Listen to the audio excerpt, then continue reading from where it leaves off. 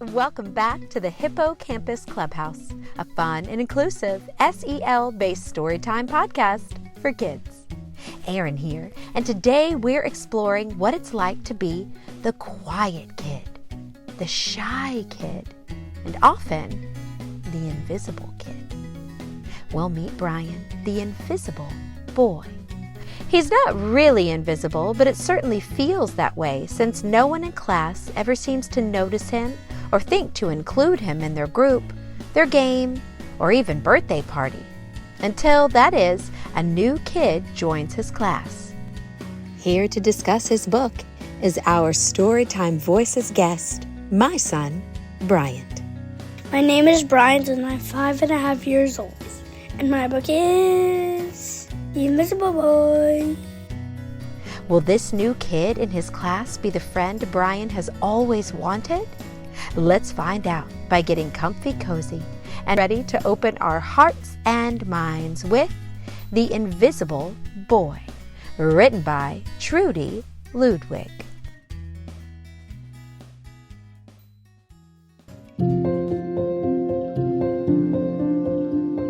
The Invisible Boy.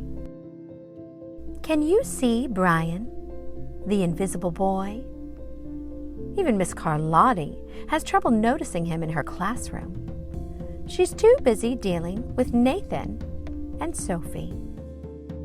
Nathan has problems with what Miss Carlotti calls volume control, and he uses his outside voice inside a little too much.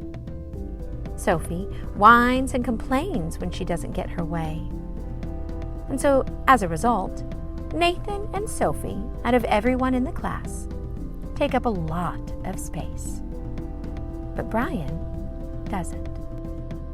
When the bell rings for recess, Micah and JT take turns choosing kids for their kickball teams. There's a lot of kids to choose from, and the best players get picked first. Then, the best friends of the best players get chosen. And then, the friends of the best friends of the best. But only Brian is left, still waiting and hoping to be chosen. JT glances in Brian's direction and just as quickly looks away. Well, looks like we've got enough players for each team, he tells the others. Let's play! All the kids start to play and Brian turns around, sadly and slowly. He walks away. In the cafeteria, Madison and her friends talk about her birthday party with all the kids at the table. Yeah, the rope swing over the pool. Oh my gosh, it was awesome, said JT. Yeah, and so was the water slide, adds Fiona. That really was the best pool party ever. I'm so glad you guys had fun, said Madison. And everybody did, except for Brian. He wasn't invited. At choosing time in class, while the other kids play board games and read, Brian sits at his table, doing what he loves to do best, to draw. He draws fire-breathing dragons scaling tall buildings, and space aliens locked in intergalactic battles, greedy pirates digging for treasure, and superheroes with the power to make friends wherever they go. In every single scene, he makes sure that someone is being kind. On Monday morning, Miss Carlotti introduces Justin, a new student, to the class. Brian smiles shyly at him. Some of the other kids sneak looks at Justin, trying to figure out if he's cool enough to be their friend. But they haven't quite made up their minds yet. At lunch, Madison and JT watch Justin eat with chopsticks. Ew! What is that? asks Madison as she points at Justin's food covering up her nose. Justin responds, "Oh, it's bulgogi." "Bull what?" asks JT. Justin responds, bulgogi. It's Korean barbecued beef. My grandma made it for me. It's really good. Do you want to try some? But Justin sticks out his tongue and squishes his face. Ugh! There's no way I'd eat booger ghee. And the kids at the table all laugh. All of them, that is, except for Bryant. He's sitting at a different table and sits wondering which is worse, being laughed at by the whole class or being invisible to the whole class. The next day, when Justin goes to his cubby to put away his backpack, he notices a piece of paper with his name on it. He takes it out, and there is a note that Brian had written him, with a picture at the bottom of him eating bulgogi and saying yum. Dear Justin, I thought that the bulgogi looked good. Brian. Justin smiled. At morning recess, Brian finds a piece of chalk on the ground and starts drawing away on the sidewalk. Justin walks up to him. Hey, you're Brian, right? Yeah, says Brian. Oh, thanks for the note, Brian. Just then, Emilio calls out from the tetherball court from across the playground. Hey, Justin, you're up next. Justin looks at Emilio and then looks back at Brian. Hey, sorry, I gotta go, said Justin. By the way, that's a really cool drawing of a dinosaur, he adds before taking off to play with Emilio. Brian sits there, smiling.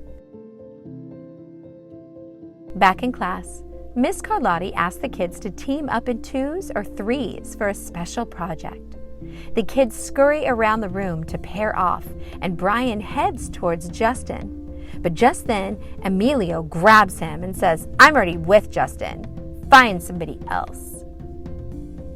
Brian's face drops and he looks at the floor, wishing he could draw a hole right there to swallow them all up. But then Justin grabs Brian and says, Miss Carlotti said that we can have up to 3 people in our group, and we're only 2.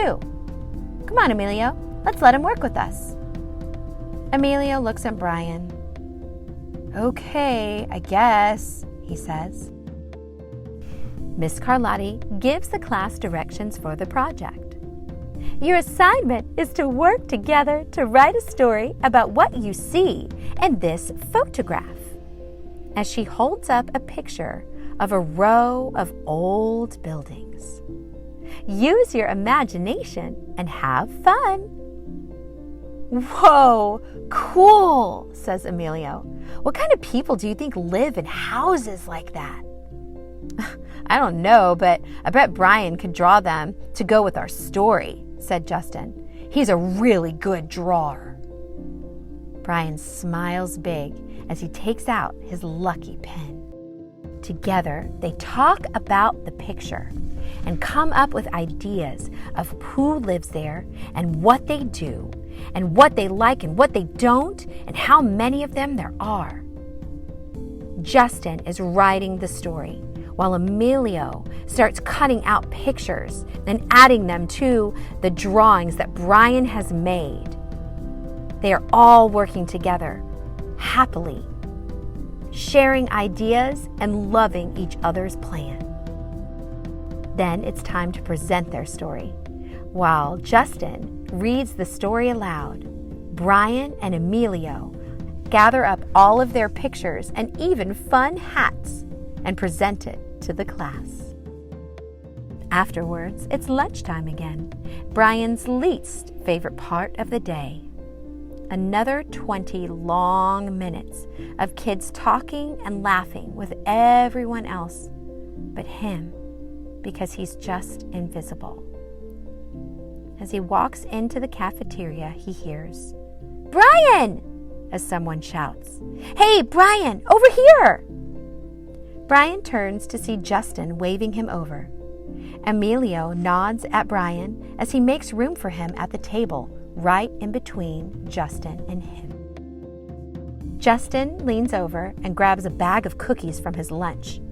hands one to Bryant and says, "Cookie?" "Thanks," says Bryant. And that's when Bryant realizes maybe, just maybe, he's not so invisible after all. The end.